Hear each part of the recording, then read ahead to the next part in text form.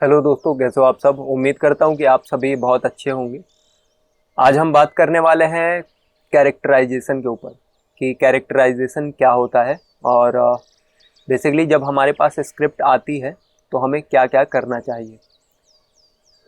तो सबसे पहले तो हमें उसे बहुत मतलब 5-6 बार 10 बार 12 बार पढ़ना चाहिए। और जब हम पढ़ते हैं तो हम कहीं ना कहीं थोड़ा बहुत आइडिया लगता है कि एक्चुअली में कैरेक्टर है कैसा।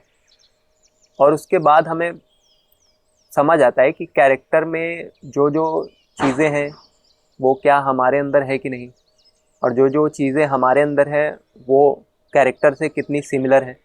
और इसी चीज़ के लिए सबसे पहले आपको ये काम करना होगा किसी भी कैरेक्टर को पकड़ने के लिए कि पहले अपने आप को जानना होगा कि आप किस तरीके से चलते हैं, आप किस तरीके से बोलते हैं, या आप किस तरीके से बैठते हैं।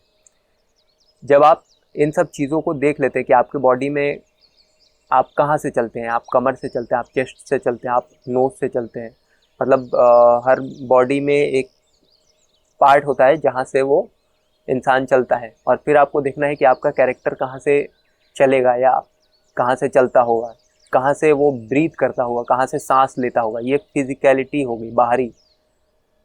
अब जैसे वो चेस्ट ब्रीदर होगा या केवल शैलो ब्रीदर, तो वो most of the time anxiety में रहता होगा और वो फास्ट काम करता होगा। तो ये कहीं ना कहीं बहुत साइकोलॉजिकल भी है और फिजिकल भी है। तो फिजिकल आप पकड़ सकते हैं एक तो कि फिजिकल से आप आउटर टू इनर जा सकते हैं।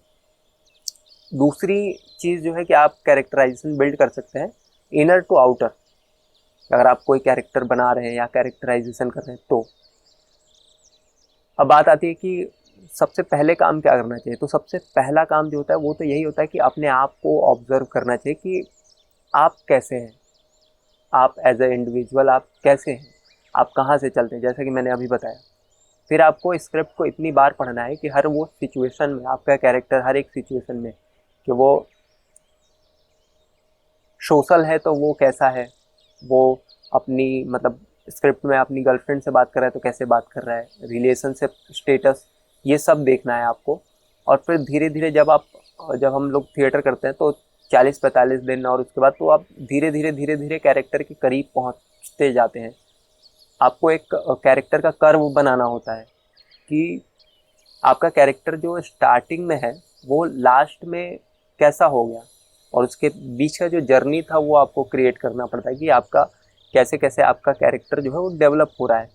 दूसरी चीज़ होती है कि हर एक सिचुएशन में आपका कैरेक्टर अगर कोई एक्शन कर रहा है या कोई बात बोल रहा है तो वो क्यों बोल रहा है, उसके पीछे का मोटिव क्या है, मोटिवेशन जिसको हम लोग बोलते हैं।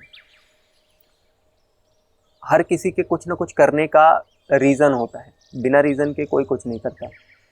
और वही रीज़न आपको ढूंढना है आपके स्क्रिप्ट में, आपके लाइनों में, आपके एक्शन में कि अगर कोई एक्शन आपका कैरेक्टर कर रहा है तो वो क्यों कर रहा है, कैसे सिचुएशन में है, क्या वो शाई कैरेक्टर है, क्या वो मतलब इंट्रोवर्ड है, एक्सट्रोवर्ड है।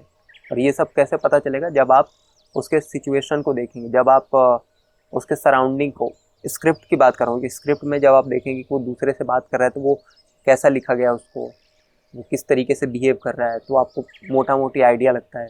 फिर आपको अपने आप को जो आप है उससे कहीं करीब ले जाना होता है उस कैरेक्टर को। अगर आप इंट्रोवर्ड हैं और आपका कैरेक्टर एक्सट्रोवर्ड है तो आपको उस तरीके से उस सिचुएशन में आपको अपने आप को उस करीब ले जाना होता है, आपको अपने वन सेल्फ को दूर करना होता है कैरेक्टर में जाने के लिए।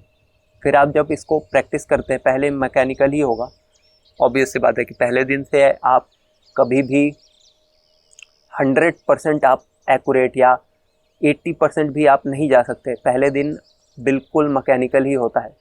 आपको मैकेनिकल करते करते करते करते फिर वो रियलिज्म पे आता है, फिर वो मैकेनिकल से वो नेचुरल लगने लगता है। आपका बैठना, आपका चलना, वो कैरेक्टर लगता है कि वो कैरेक्टर ही है जो चल रहा है, जो बोल रहा है।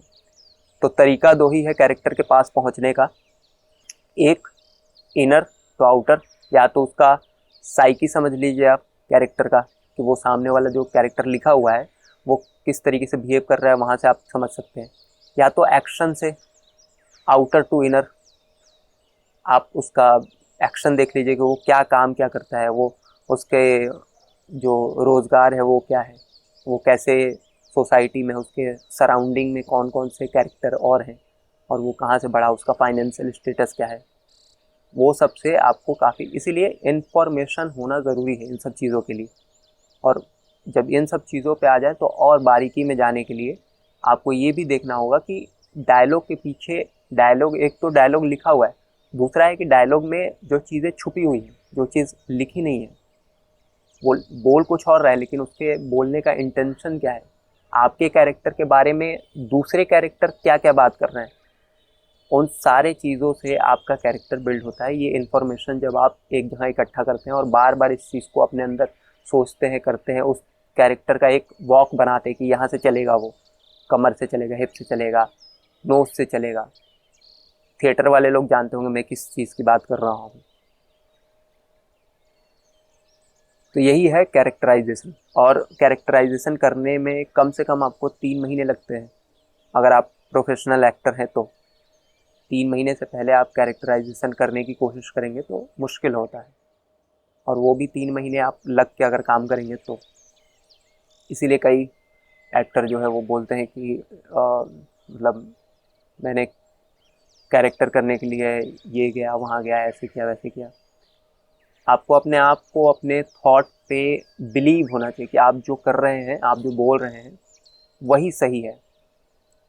सामाजिक दृष्टि से आपको नहीं देखना है आपके कैरेक्टर के काम को, तभी वो ट्रस्ट, वो ट्रुथ आ पाएगा और वो सामने वाले को भी दिखेगा, वो स्क्रीन पे भी दिखेगा, या आप जब थिएटर में करेंगे तो थिएटर में भी वो ऑडियंस को दिखेगा।